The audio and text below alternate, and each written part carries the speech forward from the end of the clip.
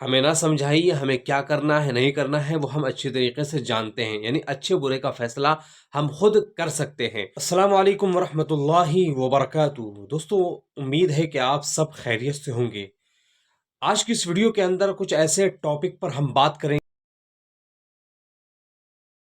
گے جو ہمارے لیے اور آپ کے لیے انتہائی ضروری ہے۔ دوستو، بہت ہی افسوس کے ساتھ یہ کہنا پڑ رہا ہے کہ آج ہم جس سماج اور معاشرے کے اندر رہتے ہیں، وہاں اگر کسی بندے کو کوئی بات سمجھائی جائے اور بتائی جائے کہ میرے بھائی یہ غلط ہے، یہ مت کرو، تو پلٹ کر جواب یہ آتا ہے کہ بھائی تم ہوتے کون ہو مجھے سمجھانے والے؟ آخر تمہیں یہ ادھیکار کس نے دیا کہ تم مجھے سمجھاؤ؟ جی ہاں دوستو، میں آج اس ویڈیو کے اندر سماج کے اندر پائی جانے والی ایک ایسی برائی کے بارے میں بات کر رہا ہوں جس پر بات کرنا ہم سب کی ذمہ داری ہے، اور اس برائی کو ختم کرنا اور اس برائی کو چھوڑنا ہم سب کی ذمہ داری ہے۔ دیکھو، اس بات کو بتانے سے پہلے اور اس بات کو سمجھانے سے پہلے میں کچھ مثالیں آپ لوگوں کے سامنے رکھنا چاہ رہا ہوں۔ یاد رکھیے کہ اگر آپ اپنے گھر کے لیے، اپنے بچوں کے لیے کوئی سامان باہر سے خریدتے ہیں، مثال کے طور پر آپ نے اپنے بچوں کے لیے آئس کریم خریدی، چاہے وہ آئس کریم 50 روپے کی ہو، 100 روپے کی ہو، یا 250 روپے کی ہو، یا 1000 روپے کی ہو، اسے گھر لانے کے بعد کھاتے ہیں، اور کھانے کے بعد حال یہ ہوتا ہے کہ جس ڈبے کے اندر آئس کریم کو لایا جاتا ہے، اس ڈبے کو انگلی سے چاٹ چاٹ کر، زبان سے چاٹ چاٹ کر صاف کر دیا جاتا ہے، حتیٰ کہ اس ڈبے کے اندر آئس کریم کا ذرہ برابر بھی تنکا موجود نہیں رہتا۔ ٹھیک اسی طریقے سے جب ہم سردیوں کے موسم میں مونگ پھلی گھر لے کر آتے ہیں، تو مونگ پھلی کے ہر دانے کو پھاڑ کر جب اس کے اندر سے دانہ نکالتے ہیں، تو جو وہ معمولی سا دانہ جس کی کوئی حیثیت نہیں ہوتی، اگر اس دانے کے اندر ذرہ برابر بھی یہ بات پائی جائے کہ اسے کھایا جا سکتا ہے، تو ہم اسے پھینکتے نہیں ہیں بلکہ اسے کھا لیتے ہیں۔ اسی طریقے سے گھر میں کبھی کبھی ہمارے یہاں کھانا نہیں بنتا، تو ہم ہوٹل کی طرف رجوع کرتے ہیں، یعنی ہوٹل جاتے ہیں اور وہاں سے کھانا لے کر آتے ہیں، اور کھانا میں چاہے کوئی بھی سالن ہو سکتا ہے، لیکن جب اس سالن کو کھایا جاتا ہے تو ایسے چاٹ چاٹ کر اسے صاف کرتے ہیں کہ بس ایسا محسوس ہوتا ہے کہ شاید کہ دوبارہ نہیں ملنے والا۔ یہ گھر کا حال دیکھ لیجئے، گھر کے اندر بھی اگر کوئی چیز اچھی بنائی جائے تو اسے اس طریقے سے صاف اور چٹ کر کے کھایا جاتا ہے، اور اس کی اہمیت کو ایسا سمجھا جاتا ہے کہ اگر کسی بچے نے پلیٹ کے اندر زیادہ لے لیا اور اسے خراب کر دیا، یعنی اسے برباد کر دیا، یا اسے نہیں کھایا، تو پھر گھر والے اسے ڈانٹتے اور ڈپٹتے ہیں کہ یہ کیا کر رہا ہے؟ اگر تجھے نہیں کھانا تھا تو تو نے اتنا کیوں نکالا؟ معمولی سا نکال لیتا جتنا تجھے کھانا تھا۔ تو میرے بھائیوں، میں نے 2-3 مثالیں آپ لوگوں کے سامنے پیش کی ہیں، اور یہ چیزیں عام طور پر آپ کے ساتھ بھی ہوتی ہے، میرے ساتھ بھی ہوتی ہے، اور سب کے ساتھ ہوتی ہیں۔ مطلب یہ ہے کہ جب اپنی جیب سے لگایا ہوا پیسہ اگر وہ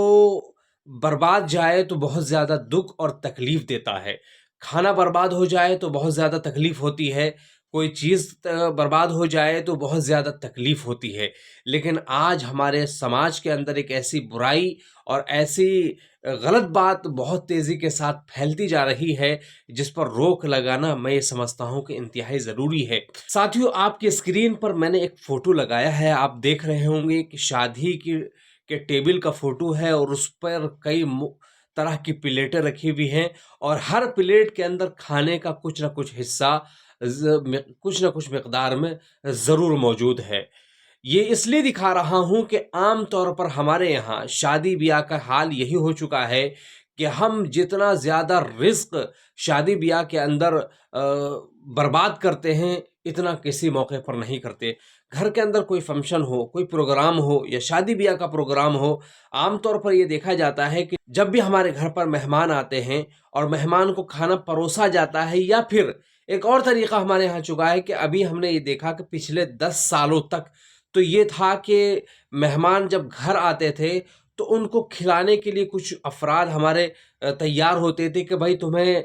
فلاں چیز دیکھنی ہے، فلاں چیز دیکھنی ہے، تو اس طریقے سے لوگ ایک دوسرے کو کھلایا کرتے تھے، اور ہم اور آپ آسانی کے ساتھ بیٹھ کر کھا اور پی لیتے تھے۔ لیکن اب چلن چلا ہے کھڑے ہو کر کھانے کا، کہ بھائی خود لو اور خود کھاؤ۔ اور اس چیز کے اندر میں یہ دیکھتا ہوں کہ خود لو اور خود کھانے میں सबसे ज़्यादा खाना बर्बाद होता है। मिसाल के तौर पर एक बंदे ने किसी डिश से कोई खाना लिया और खाना था उसे 4 लुक़मा और ले लिया उसने 12 लुक़मा। अब क्या करेगा वो 4 लुक़मा खाने के बाद बाकी जो बचा है प्लेट फेंकेगा और खाना उसके अंदर बर्बाद हो गया। इसी तरीके से सब्ज़ी ली, रोटी ली, कोई भी चीज़ लिया, खाएगा थोड़ा और उसका जी करा कि नहीं खाना है तो उसे फेंक दिया। तो कुल मिलाकर आज शादी ब्याह में जिस तरीके से रोटी को, सब्ज़ी को, सालन को और इसी तरीके से अनाज को जिसे बहुत ही मेहनत के साथ हम तक पहुँचाया जाता है, और साथ ही साथ जिन लोगों ने वो पार्टी, वो शादी अरेंज करवाई है या की है, और उन लोगों ने जितनी मेहनत के साथ पैसा इकट्ठा किया था कि हमारा जब प्रोग्राम हो, हमारे यहाँ मेहमान हो, तो उनके इकराम के लिए हर तरह का खाना उनके सामने पेश किया जाए। लेकिन हमारे हाल ये है कि मेहमान अपने इकराम के चक्कर में उस मेज़बान की ऐसी की तैसी करके रख देता है, उसके खाने को ऐसा तबाह बर्बाद करता है कि बाज़ दफ़ा वो खाना भी हमारे ऊपर लानत भेजता है कि आखिर तुझे खाना नहीं था तो मुझे इतना प्लेट में क्यों लिया, क्यों बर्बाद किया। और ये बात मैं आप लोगों को से इसलिए कर रहा हूँ चूँकि इस वक्त शादियों का बड़ा ज़बरदस्त सीज़न चल रहा है, और इस मौके पर जो सबसे ज़्यादा बर्बाद हो रहा है वो अनाज हो रहा है, खाने पीने की चीज़ें बर्बाद हो रही हैं। आप मुझे कोई ऐसा शादी हाल दिखा दीजिए जिसमें अगर खाना बनता हो तो 25% वहाँ खाना बर्बाद ना होता हो। कोई नहीं दिखा सकते आप। हर शादी के अंदर 25 से 30% खाना ज़रूर बर्बाद होता है और वो कूड़े की नज़र हो जाता है और उसे खाया नहीं जाता। तो अब मुझे जो वीडियो बनानी थी वो इसी टॉपिक पर बनानी थी, वो यही समझाना था कि आखिर ये चीज़ हमारे मुआशरे के अंदर क्यों फैली गई। एक चीज़ अल्लाह के नबी सल्लल्लाहु अलैहि वसल्लम ने हमें और आपको सिखाया था कि हमेशा सुन्नत के मुताबिक खाओ,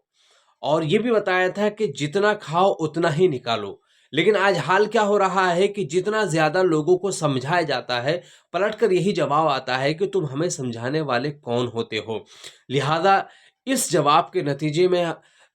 जो नतीजा निकल कर आता है वो यही आता है कि भैया आप हमें ना समझाइए, हमें क्या करना है, नहीं करना है, वो हम अच्छी तरीके से जानते हैं। यानी अच्छे बुरे का फ़ैसला हम खुद कर सकते हैं। लेकिन मेरा सवाल उन लोगों से यहाँ पर ये है कि अगर आप अच्छे और बुरे का फ़ैसला कर सकते हो, तो मुझे ये बताओ कि ये खाना बर्बाद करना या खाना जो प्लेट में आप अपनी मिक़दार में ले सकते थे, उससे कई गुना ज़्यादा लेकर प्लेट के अंदर इतना खाना बर्बाद करना, ये कहाँ का तरीक़ा है और कहाँ तक सही है, ये फ़ैसला आपको खुद करना है। दोस्तों, मैंने जो तस्वीर दिखाई थी उस तस्वीर का मकसद ये है कि एक बाप अपने बेटे और बेटी की शादी में पैसे को इकट्ठा करते हुए अपनी कमर को तोड़ देता है, अपने जिस्म के खून और पसीने को इकट्ठा करके पैसा इकट्ठा करता है और उसके बाद शादी अरेंज करता है और वहाँ पर खाने पीने का इंतज़ाम करता है। लेकिन हम लोगों का हाल ये होता है कि हमें जब तक वहाँ पर खाने को बर्बाद ना करें हमें सुकून नहीं मिलता। तो इसलिए मेरे भाइयों और मेरे दोस्तों और मेरे अजीज़ साथियों, मेरी गुजारिश ये है कि अगर हकीकी मानों में अगर आप मुसलमान हो और आपके अंदर इंसानियत बाकी है, या फिर आपके दिल के अंदर अनाज की अहमियत बाकी है, आपके दिल के अंदर रिज़्क़ की अहमियत बाकी है, आपके दिल के अंदर खाने-पीने की चीज़ों की अहमियत बाकी है, तो आप शादी-ब्याह में इस तरह की चीज़ों को बंद कीजिए, इस तरह से खाने को बर्बाद होने से बचाइए। याद रखिए कि जब ये सिलसिला आगे बढ़ेगा, तो एक दिन वो आएगा कि आपके ऊपर कहत साली आएगी और आप एक-एक बूँद के लिए और एक-एक लुक़मे के लिए और एक-एक रोटी के लिए तरस जाएँगे और आपको उस वक़्त कोई रोटी खिलाने वाला नहीं होगा। तो इसलिए इस वीडियो के माध्यम से मुझे आप लोगों को जागरूक करना था और आप लोगों को बताना था कि शादी-ब्याह में जिस तरीके से आप लोग अनाज को बर्बाद करते हैं, तो प्लीज़ बराए मेहरबानी खुदा के वास्ते, अल्लाह के वास्ते अल्लाह की बनाई हुई नेमत को, अल्लाह की उतारी हुई नेमत को बर्बाद मत कीजिए और इसे बर्बाद होने से बचा लीजिए। उम्मीद ये करता हूँ कि इस वीडियो के पैगाम को आप अच्छी तरीके से समझ गए होंगे, और समझ गए होंगे तो इस वीडियो को अपने उन साथियों के साथ भी शेयर कीजिए जो इस तरह की चीज़ों में मुलव्विस हैं। हो सकता है कि मेरी बात